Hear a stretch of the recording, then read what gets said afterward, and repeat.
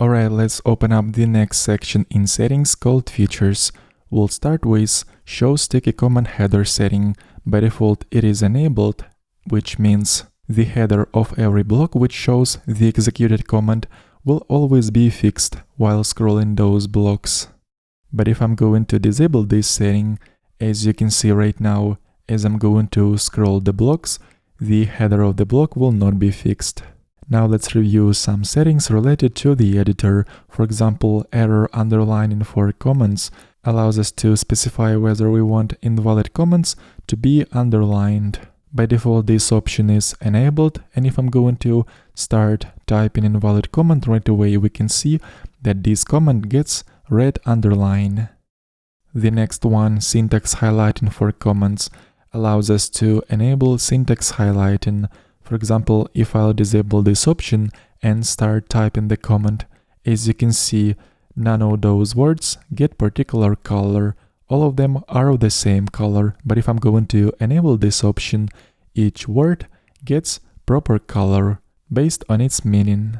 The next option, open completions menu as you type, lets us decide whether the completions menu has to open up right away as we type or only after pressing Tab key. For example, if I disable this option, let's try to type some comment, and in order for the completion menu to appear, I'll have to press Tab key. Expand aliases as you type. For example, if you have defined some aliases, in my case I have defined GSS and GA aliases for some Git comments, and when I'm going to start typing those aliases, they will be expanded to their full versions. Then we can also enable Vim mode, which is going to allow us to use Vim keyboard shortcuts to edit as well as navigate around.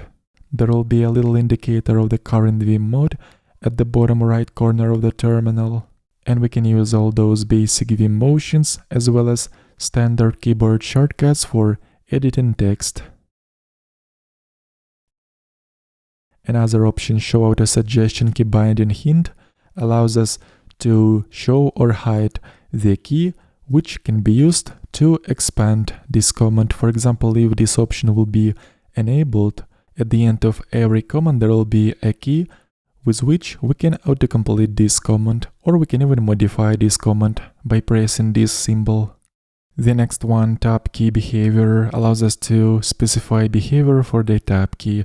For example, if I'm gonna choose open completions menu, every time I'm going to press tab key, the completions menu will appear. But if I'm gonna choose accept auto suggestions, instead of showing completions menu, the suggestion will be accepted right away. By the way, those suggestions can be disabled via Command Palette. Let's open up Command Palette by pressing Command P, or on Windows Ctrl Shift P, and to disable suggestions, let's run disable auto suggestions. And as you can see right now, none of the suggestions will appear as you'll type comments. Let's enable back those suggestions by running enable suggestions command in a Command Palette. And the final option that we'll review is called new tab placement. This option allows us to decide where new tabs have to appear.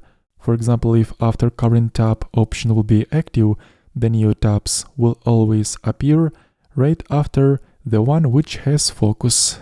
If I'll choose first tab and then press Command T to create new one, the new tab will appear right after the first one, because the first one had focus before.